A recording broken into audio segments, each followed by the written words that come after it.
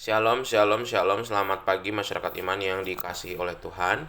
Hari ini kita percaya bahwa di dalam kasih-Nya Tuhan memelihara kita, memelihara kehidupan kita, dan juga kita percaya kita bisa teguh bukan karena kita mampu tapi karena kita direngkuh. Di dalam kasih yang teguh, NKB 23 bait pertama dan yang kedua. Di dalam kasih yang teguh, NKB 23 bait pertama dan yang kedua.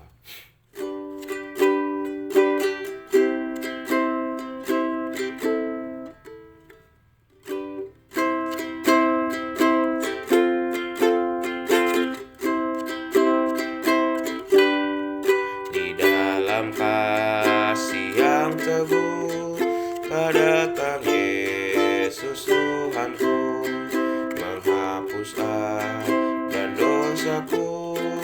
Ia mengangkatku dari lembah direngkuh dengan tangannya yang lembut. Gelap lenyap, terbitlah terang. Oh syukurku diangkatnya. Suaranya Tuhan ku dengar, memanggil aku yang cemar. Meskipun dosaku besar, Dia mengangkatku dari lembah direngkuh dengan tangannya yang lembut. Gelap lenyap, terbitlah terang. Oh syukurku diangkatnya. Mari kita berdoa. Tuhan, terima kasih kalau kami diangkat Tuhan, ditopang Tuhan, dan hari ini kami percaya kami juga akan mampu melewatinya dengan baik. Kami serahkan pembacaan firman Tuhan hari ini dalam nama-Mu kami berdoa. Amin. Bersama-sama kita buka dari 1 Raja-Raja 12 ayat 25 sampai 33. 1 Raja-Raja 12 ayat 25 sampai 33. 1 Raja-Raja 12 25 sampai 33. Saya bacakan bagi kita sekalian, dengarkanlah sabda Tuhan. Kemudian Yerobeam memperkuat Sikem di pegunungan Efraim, lalu diam di sana. Ia keluar dari sana lalu memperkuat Penuel. Maka berkatalah Yerobeam dalam hatinya, kini mungkin kerajaan itu kembali kepada keluarga Daud. Jika bangsa itu pergi mempersembahkan korban sembelihan di rumah Tuhan di Yerusalem, maka tentulah hati bangsa ini akan berbalik kepada tuan mereka, yaitu Rehabeam Raja Yehuda. Kemudian mereka akan membunuh aku dan kembali kepada Rehabeam Raja Yehuda. Dan sudah menimbang-nimbang, maka raja membuat 2 anak lembu jantan dari emas, dan ia berkata kepada mereka, sudah cukup lamanya kamu pergi ke Yerusalem, hai Israel, lihatlah sekarang Allah-Allahmu yang telah menuntun engkau keluar dari tanah Mesir. Lalu ia menaruh lembu yang satu di Betel dan yang lain ditempatkannya di Dan. Maka hal itu menyebabkan orang-orang berdosa, sebab rakyat pergi ke Betel menyembah patung yang satu dan menyembah patung yang lain. Ia membuat juga kuil-kuil di atas bukit-bukit pengorbanan dan mengangkat imam-imam dari kalangan rakyat yang bukan dari Bani Lewi. Kemudian Yerobeam menentukan suatu hari raya pada hari yang ke-15 bulan ke-8 sama seperti hari raya yang di Yehuda, dan ia sendiri naik tangga mesbah itu. Begitulah dibuatnya di Betel, yakni ia mempersembahkan korban kepada anak-anak lembu yang telah dibuatnya itu, dan ia menugaskan di Betel imam-imam bukit pengorbanan yang telah diangkatnya. Ia naik tangga mesbah yang dibuatnya di Betel itu pada hari yang ke-15 dalam bulan yang ke-8 dalam bulan yang telah direncanakannya dalam hatinya sendiri. Ia menentukan suatu hari raya bagi orang Israel, dan ia naik tangga mesbah itu dan membakar korban.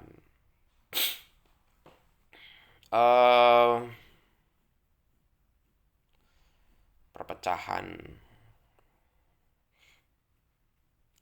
itu kayaknya satu hal yang sering terjadi dalam kehidupan keluarga ataupun kehidupan bersahabat. Orang-orang yang mungkin seharusnya kita bisa kompak, seharusnya kita bisa saling percaya, tapi mungkin karena ego, karena gak mau ngalah, akhirnya kita lebih milih udah kita jalan sendiri-sendiri aja, jalan masing-masing. Kita pikir dengan seperti itu akan membuat kehidupan kita lebih baik, lebih lega. Tapi rupanya masalah seperti itu akan datang lagi. Contoh, misalnya ada kakak adik, koko sama adik bertengkar gitu kan. Ya udah, kamu terserah kamu aja, pokoknya saya maunya A, kalau kamu maunya B, ya udah kita jalan sendiri-sendiri. Pecahan. Walaupun ya kita sih nggak ngomongan aja, sama aja. Habis itu si Koko sama dedenya pilihan-pilihan masing-masing, punya anak. Anaknya pasti pecah dengan hal yang sama. Saya yakin dan sudah melihat di kehidupan anak-anak GKI, kehidupan keluarga-keluarga GKI. Kalau satu keluarga, saudara-saudara tidak berdamai, itu akan turun ke cucu-cucu. Cucunya gitu juga sama sepupunya. Pokoknya kamu mau ini masalah ini, pokoknya emang kemarin udah bilang A, harus di A. Enggak, harus B. Nah, pecah lagi. Ya udah kalau kamu A, aku B. Pisah lagi. Nanti cicitnya juga gitu. Nggak akan ada ujungnya. Jadi keluarganya akan terpecah-pecah terus. Karena siapa? Karena ego yang pertama. Dede dan si Koko yang pertama. Anak-anak itu. Nah, begitu juga yang terjadi dalam kehidupannya Rehabeam dan Yerobeam. Rehabeam sudah diangkat menjadi pemimpin di Yehuda. Sedangkan Yerobeam nggak terima, dan dia akhirnya daripada nurut sama Rehabeam, mending saya bikin tempat ibadah sendiri, gak usah lah jauh-jauh ke Yerusalem.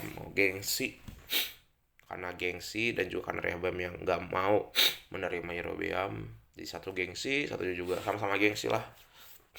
Akhirnya mereka memilih tempat beribadah sendiri-sendiri. Tapi akhirnya orang Rehabeam dan Yehuda melihat, loh, kok dia bikin tempat ibadah yang lain, ini nggak mau ikut Tuhan, berarti dia nyembah berhala.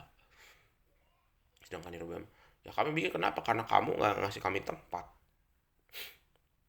Jadi saling menyalahkan.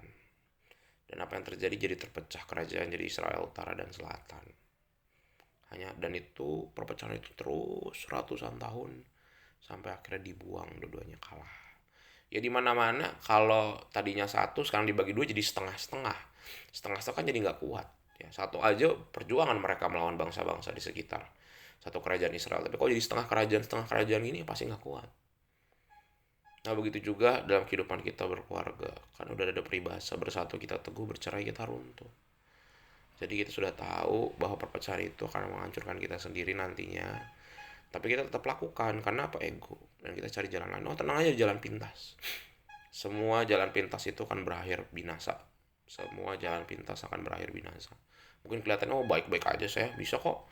Saya tanpa saudara saya bisa. Iya sekarang, nanti kamu lihat. Ketika udah punya anak cucu, hal yang sama terjadi, baru kita tahu. Ya. Jadi mari sama-sama kita bangun kehidupan kita hari ini. Kalau kita ada yang lagi cekcok sama saudara atau sama teman, udah yuk berdamai deh. Capek lah kalau kita bertengkar terus, diem-dieman, cuek-cuekan, gak ada gunanya. Nanti itu akan terus kita alami kalau kita gak berdamai sekarang. Masalah itu kan selalu, saya ingatkan, Tuhan akan selalu kasih soal yang sama sampai kita lulus, sampai kita bisa berdamai dengan masalah itu. Kalau belum, Tuhan akan kasih terus masalah itu, terus sampai kita kesel, sampai kita bosen, sampai akhir kita bertobat. Ya, semoga perpecahan kita kurangi di keluarga kita, di hubungan pertemanan kita, agar kita bisa bersatu, agar kita lebih utuh, agar kita lebih kuat menjalani hidup. Amin. Mari kita berdoa. Tuhan, terima kasih kami belajar dari firman-Mu hari ini dari Yerobeam dan Rehabeam. Kami rindu ingin bersatu dalam kehidupan keluarga kami, dalam kehidupan persahabatan kami, pertemanan kami. Kami tidak mau terpecah-pecah, Tuhan, rugi di kami. Dan kami tahu bahwa itu yang Tuhan rindukan, kami bisa jadi satu lagi. Tuhan rindu kami utuh lagi. Tuhan rindu kami harmonis lagi. Kami serahkan kehidupan kami hari ini, Tuhan. Kami serahkan kehidupan keluarga kami, kehidupan pekerjaan kami, kehidupan pertemanan kami, kehidupan bergereja kami. Hanya dalam nama-Mu kami berdoa dan bersyukur. Amin. Selamat pagi, Tuhan Yesus memberkati, tetap bersemangat.